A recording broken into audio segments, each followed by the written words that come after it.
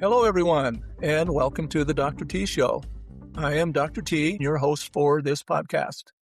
I would like to thank you for joining me today and invite you to follow this show as I engage in conversations with people from all walks of life, but all with one thing in common. That common link, they have a voice with purpose. My hope in bringing you Voices with Purpose is to offer encouragement and inspiration and perhaps help you launch your voice with purpose if you have not already done so. Please be sure to check out my website, drtconsulting.org, for more information and valuable resources. I am very excited to have as my guest today an absolutely amazing person who has answered the call and has activated his voice. My guest, Kevin Smith, has had his life course altered by one single moment of kindness shown towards him. As a result, he has started an amazing and much-needed global movement for such a time as this. Kevin is the founder and chief kindness chaser of Kindness Worldwide, also the executive vice president of wealth management at Smith Wealth Advisory Group and Janney Montgomery Scott LLC. So, Kevin, you and I met at a recent event in Orlando, PodFest 2026, where I first was introduced to this incredible movement. I immediately could see this God-breathed opportunity to bring to our planet an expressible attribute that is so much needed in our world today. Kevin, you have been a guest on this show once, and I look forward to being updated on this incredible movement. Please share with our listeners what Kindness Worldwide is all about and bring us up to date on current events. Well, hello, my friend. It's great to be with you again. Wow, where do I begin? To say this has been an adventure of a lifetime is an understatement. But to say that this is a calling is an understatement, because it definitely is. So, long story short, I was a beneficiary of an act of kindness on Good Friday morning of all days, 2023. And I went to the grocery store on a routine errand to pick up a couple items on a honey-do list for my wife. I did that just fine. I returned home, realized I left one important item behind, which was my wallet. And in that precise moment of panic, my finger is literally on that panic button, which is the ignition button of my car. A young woman magically appears almost like an angel out of heaven, holding my wallet, asking if it was mine. And from that point on, in a simple attempt to identify who this young woman was, thank her in a more meaningful way, it literally took on a life of its own, impossible to really put into words. There's actually a feature film that tries to condense it into 80 minutes, and that doesn't do it justice. And the film is called For Such a Time as This, because this is the perfect time for a movement like this. Our world needs it now more than ever. But just in an effort to identify who this young woman was, thank her in a more meaningful way, it became so much more. It became about making a meaningful difference. It opened up pathways almost miraculously to actually bring people and communities together in the spirit of kindness to celebrate what I think is humanity's greatest asset. What began as a community celebration of kindness to acknowledge this young woman publicly for her kindness ultimately evolved into what is now known as Kindness Week Worldwide, which is a movement celebrated throughout the world in many communities. This act of kindness inspired me to form the global nonprofit Kindness Worldwide. We launched that later in 2023. The vision of Kindness Worldwide is to create a culture of kindness in communities throughout the world. There's many pathways to that vision. And it's turned my world upside down. Obviously, in good ways. This is the most meaningful thing I've ever done in my life, but it's not how I envisioned spending my life at this stage of my life. But when there's a call, and it clearly is a calling, I could tell you things that would give you chills. This has been a lifetime in the making. I had to answer the call. There was no option. And we're bringing people together on what unites. There's so much focus on the divisions in our world. We need to get back to the basics. We need to focus on what matters and see each other for their heart space. I believe we're all children of God, and there's far more that unites and divides, and we need to celebrate what unites and get away from all the negativity that we read and see in the news every day. That's what this movement's all about. I think it's why it's resonating. It's organic. It's grassroots. It wasn't planned. It wasn't orchestrated. It just happened.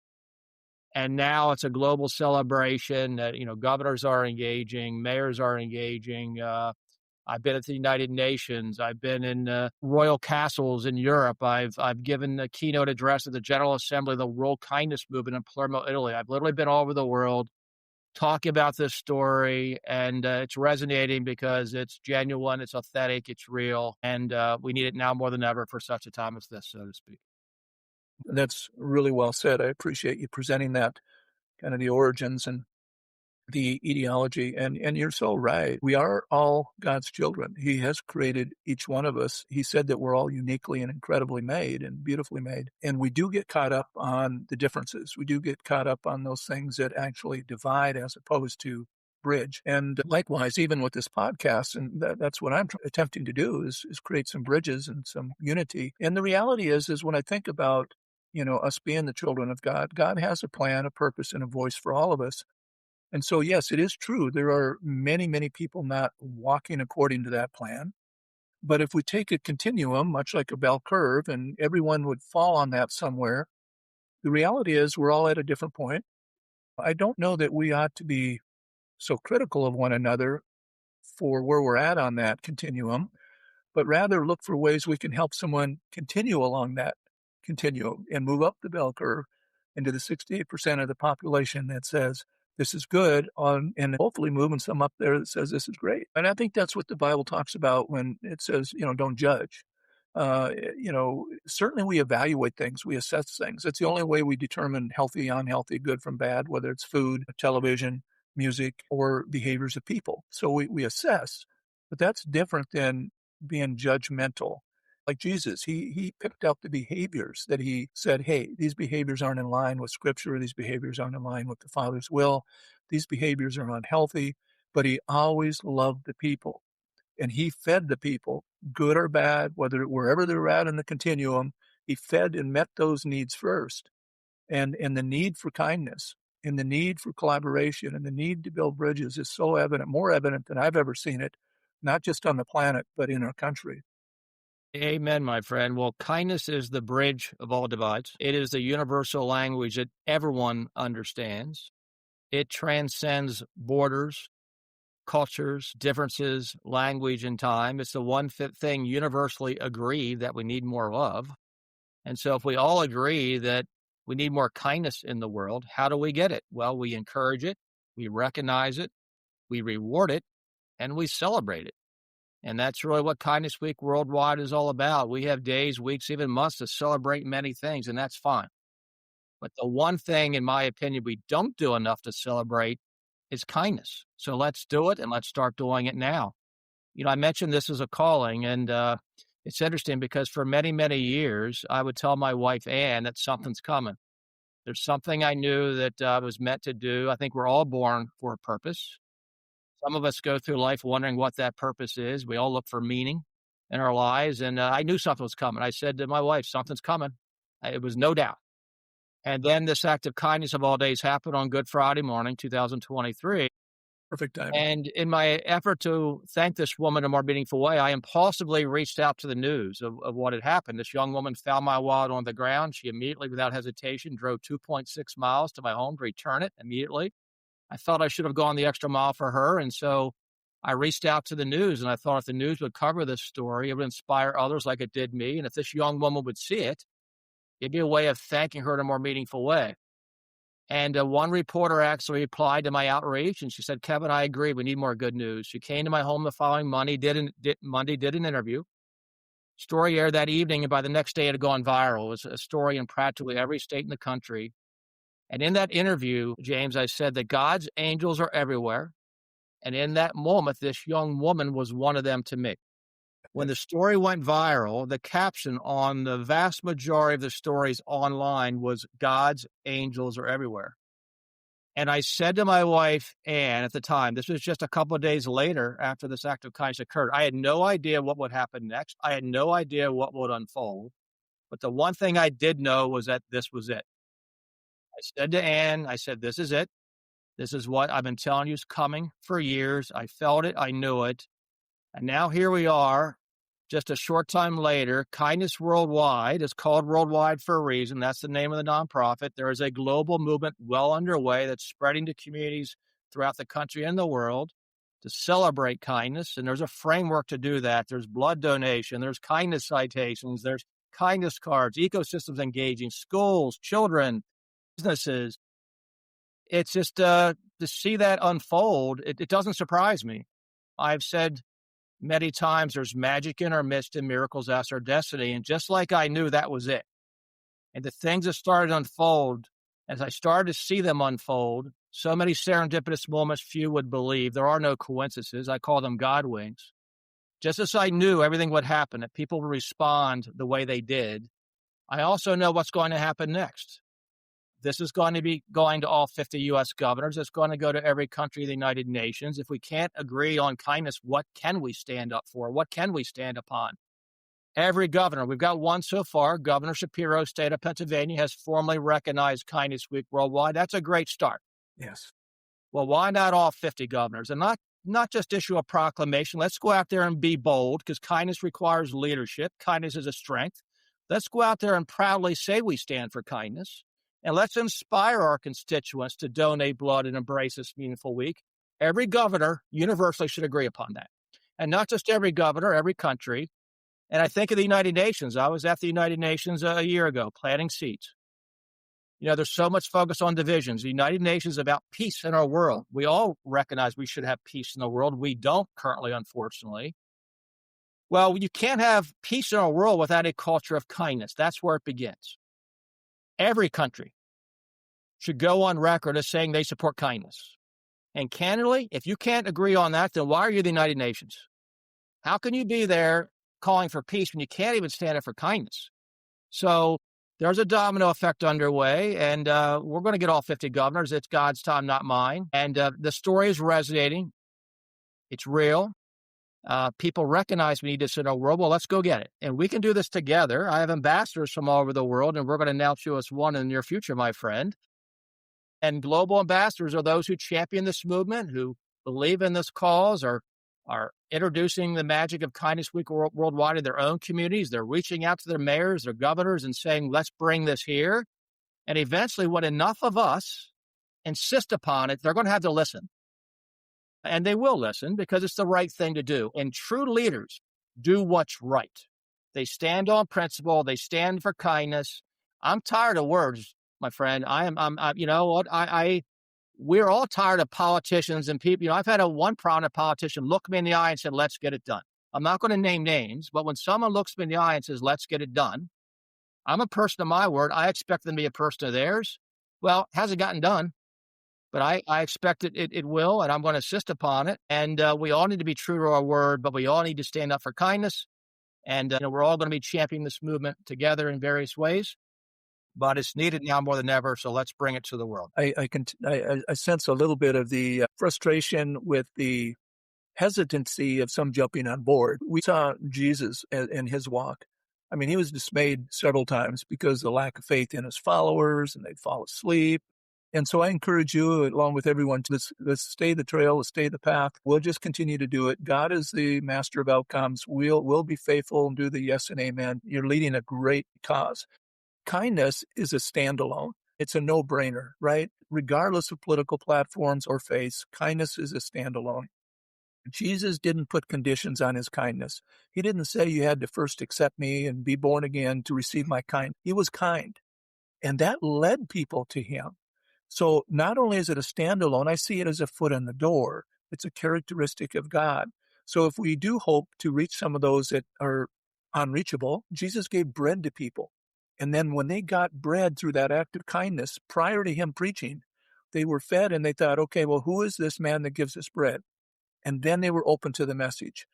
Kindness is the bread, okay? So you're giving bread to people. So not everyone knows where it's coming from, or that God is the source, but it's a universal act, a universal characteristic.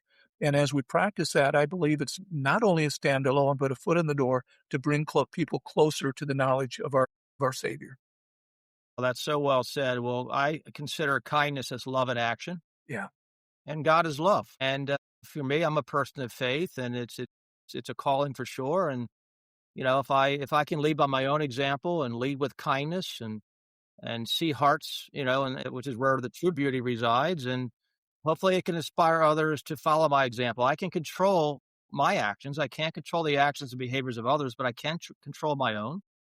And if I lead by my example and just try to do my part, my hope is that others will be inspired by it and join in. All are welcome, and then people are being inspired and joining in. And you mentioned something earlier. You think of Jesus Christ and his example. I mean, there's an adage: "What would Jesus do?" Yes. WWJD. And there's no denying that Jesus Christ was a living human being. He walked this earth. There's no denying that he led by example. He led with kindness. Everything in history that we know about Jesus Christ was if there's any exemplar of kindness, it's him. And it doesn't matter what faith one is in, whether you're a Christian or you're Muslim or you're Jewish it doesn't matter. There is no denying Jesus Christ walked this earth. And if there's one person that comes to mind, there's many people who did wonderful things and lead with kindness, but everything he did was about kindness. And if we follow his example, regardless of what faith one is in, we should be following that example. Love your enemies, forgiveness, all the things, and also kindness as a strength, calling out unkindness, the hypocrisy that you see in others. People in leadership positions who aren't leading with kindness, they're often dividing, and it Yeah, takes courage to stand up it and does. see what's right and do what's right. And he did just that. He did. And so, what would Jesus do? I'm just trying to be Christ-like by my own example. And we all have that ability within us to just be the reason someone believes in the goods of people. I think kindness is the world's greatest superpower. It is one that each and every individual on this earth possesses. It is free. All it requires is a simple choice to exercise it. And if each and every one of us did just that, not only would the world around us instantly change, the entire world at large would change because there is a ripple effect and there's a science behind it. It is contagious. Positivity begets more positivity, the law of attraction. Yeah. And if we stop pointing the finger at others, and there's a lot of finger pointing that can go around, a lot of finger pointing, it solves nothing. My world began to change when I looked in the mirror and I pointed the finger at me because I realized that I was a good person before Good Friday morning 2023, but I'm a much better person today because of one act of kindness. But I realized that it's me that needs to do better. It's me that needs to be better. And small changes can create big impacts. And we all have that ability within us to do just that. So I'm just trying to do my part. But there's many people that believe in this movement, believe in me. I'm very grateful, very humbled by their support. And together, you talk about a superpower. When you surround people guided by heart, passion, and purpose, magic happens. And, I always say anything is possible, all is possible when you believe in the I'm possible. Mindset is everything. Believing in yourself, having passion in your convictions. When you surround yourself with people, like-minded people in that heart space that have the same passion, heart, and purpose, guess what? Now we got power in numbers and it magnifies. And maybe those that this movement's falling on deaf ears, eventually it's going to be so deafening, they're not going to have any choice but to listen. And we should insist that kindness is the lens, that the standard that we all should be shaping policy. And we can disagree, but we can disagree better with respect. I don't care if you're Republican or Democrat or what party you're in. We can disagree better and actually solve problems for the people instead of using problems for wedge issues, for power. That's not kindness. That's selfish, not selfless. And I just see too many in leadership positions. Just because you're elected official does not make you a leader. Leaders bring people together. Leaders unite. Leaders stand on what's right. They do what's right. They lead by example. We need more leaders like that with courage of their convictions. And, they're out there. I just don't see enough of them. But if enough of us insist to have leaders like that, eventually they'll listen, they'll have to step up, or we elect leaders who will. Well said. I agree fully with that. I write about it in my book, Awaken. It's not the what, it's the how. And you've established the what. I've established the what. And that's our voice, and that's get it out. So we do need to call out hypocrisy. Jesus did. We do need to call out things that are unhealthy and destroying people and dividing people. Jesus did. But the how is ultimately important. And just as we want to advocate for kindness, I think we can do the how with kindness. As the word says, speak the truth in love. And we will experience moments of frustration. And I have trying to move things that I want moved. And then just as Christ did, that's when I just sit down and say, Lord, I put this in your hands, take this because I know you can carry this burden a lot better than me. And so we will run into that, but that should not stop us from speaking out. This is a tremendous call, a tremendous burden. I so much respect and appreciate you're saying yes to this call in your life and appreciate being part of it. I think as we talked to, you gave some more updates in terms of the now in regards to kindness worldwide.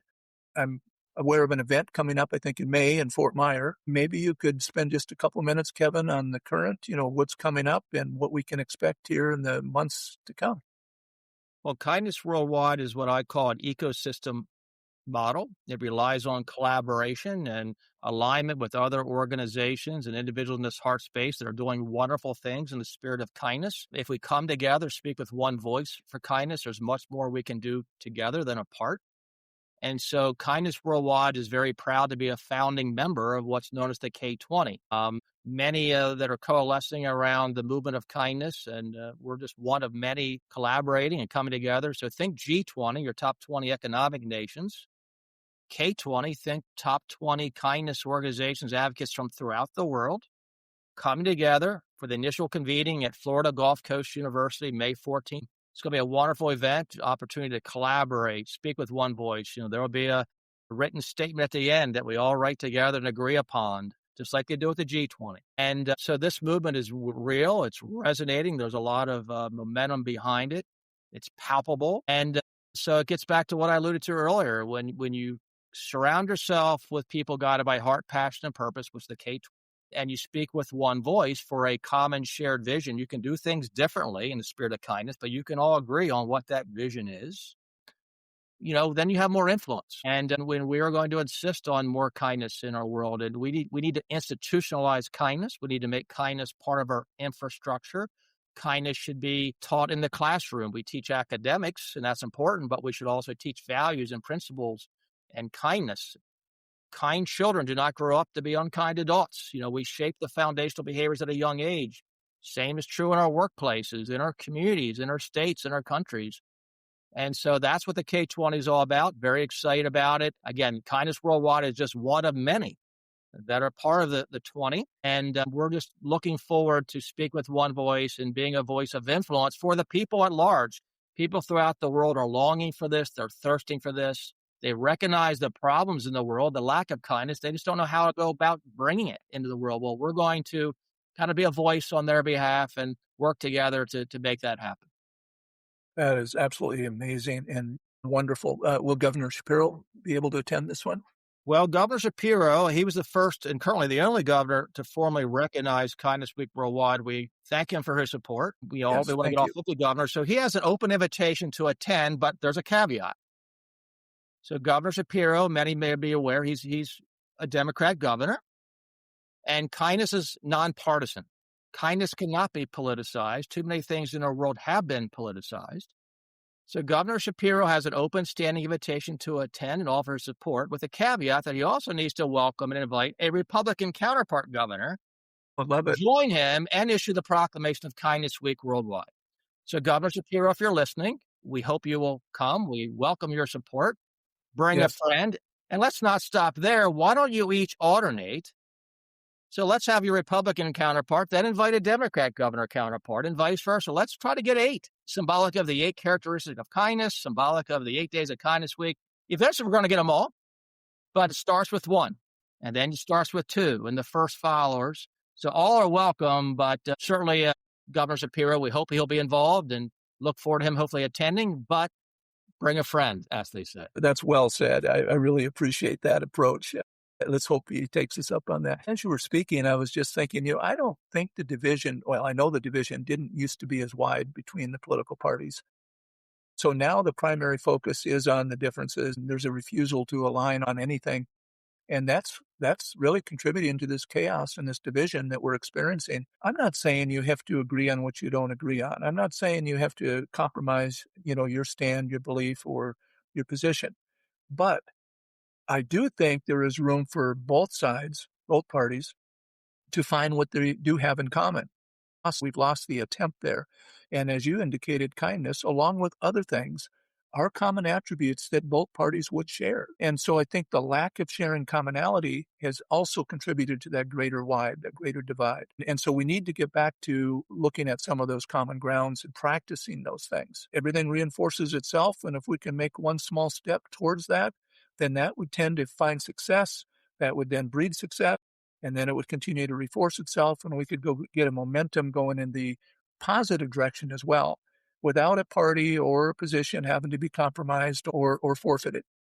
That's very true. Well, Governor Cox, governor of Utah, he once chaired the National Governors Association, and he's all about disagree better. And that's kind of a platform. I think there's a nonprofit he launched, and he's all about kindness. He supports a lot of kindness initiatives in the state of Utah. There's a wonderful organization called One Kind Act a Day, which I'm friends with the folks there, and they do wonderful work. But, we can disagree, but we can do so with a spirit of kindness, with respect, with civility.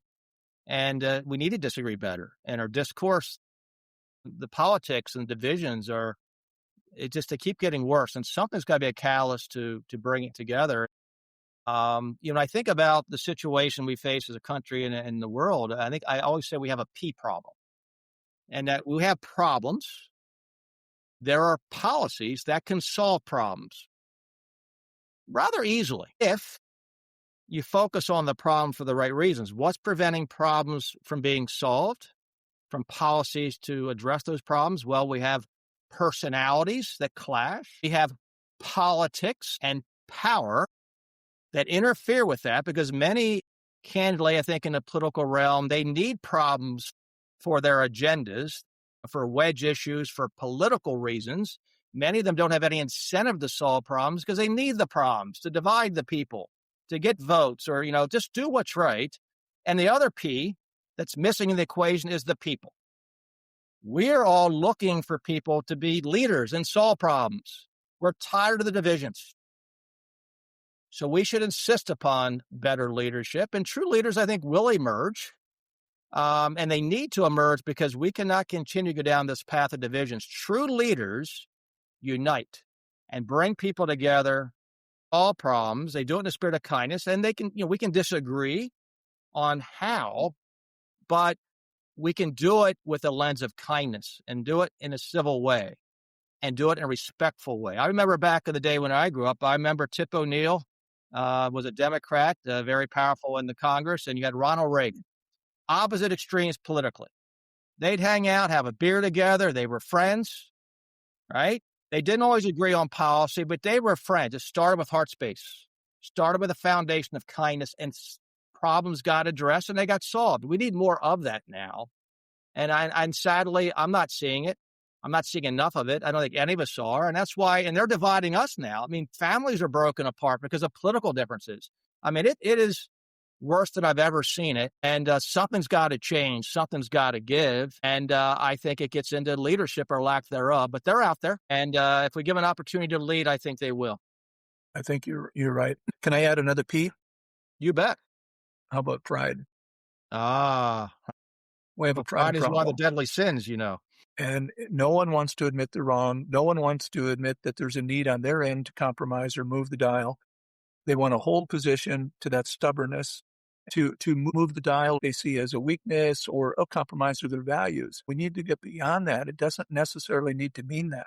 What it might also mean is that if I move the dial or help move the dial, it's not compromising, but rather it's trying to find what we talked about earlier, some common ground that we do agree on. But pride stops people from getting there. Pride blinds people, and it comes before the fall, as the word says. So, yeah, I think we have another P problem there. Well, that's so well said. It's very true. Well, too often we have a mindset of win-lose. We need to get into thinking win-win, and I would argue win-win-win. Let's come up with solutions that the people win, the country wins, or communities win. Everybody wins with kindness. With kindness, everybody wins. And you can't fail being kind. I would challenge anybody to look through history and see where kindness was a failure. Now some people confuse niceness with kindness. Niceness, I would argue, is often cowardice disguised as kindness. It's people pleasing. Now that's why kindness is a strength. You can stand on issues and stand firm on issues, but you can debate issues with respect and civility and solve problems. But pride, and what's pride? It gets into being insecure in who one is. When you have values and you have principles, that should be the foundation. They are unwavering. I mean, you can have principles or you can debate, using those principles. But pride often gets into you're not secure in yourself to sometimes acknowledge that you're wrong. Or, we all kind of view ourselves as the center of the universe and all the planets rotate around us. Well, we people see that we're all planets that rely on each other, and And we've got to work together. You think about the solar system and the universe and the majesty of it all. Huge So if the sun collaboration. was just like a couple inches close to Earth, we'd all burn up. And so it relies on that symbiotic, beautiful chemistry, if you will. And people are the same way. We rely on connection, and no one could ever get through this world alone. So we should never view ourselves at the center of the universe. We are part of a bigger universe and a part of a broader community, locally and globally. We got to work together to survive and to thrive and start thinking win-win and put our pride aside, put our ego aside. The journey of kindness worldwide is all heart, no ego. And I see often in politics too much ego and too little heart, and that needs to change. Can't say anything but amen to that, brother. Yeah, that's well said. Due to time, and we both have another commitment, but before I do our closure, I would like to have any final thoughts, and also how can people be a part of this tremendous movement? How can they follow you? What's the best information to offer others so they can jump aboard on this train? I would encourage everyone to visit the website, kindnessworldwide.org. There are many resources and actionable ideas to bring kindness into your own communities. We are looking for ambassadors, ultimately from every state, every country, to bring the magic of Kindness Week worldwide to their own communities, to be part of this story, to be part of this movement. I'm also available on LinkedIn, social media, and we're all part of the story. Kindness Worldwide is not my story, it's our story. We are all writing the chapters of this beautiful story together. As beautiful as this story has been, I'm convinced the most beautiful chapters are yet to come. And so we welcome everyone to be part of the story, to champion kindness in your own ways. Reach out to your mayors, your governors, your community leaders to celebrate kindness, and also the film for such a time as this. We're doing private screenings. It's an award-nominated film. It was nominated for Most Inspirational Documentary at the International Christian Music and Film Festival in Orlando, Florida. So this film is very powerful. We can do private screenings in communities. Many are doing that.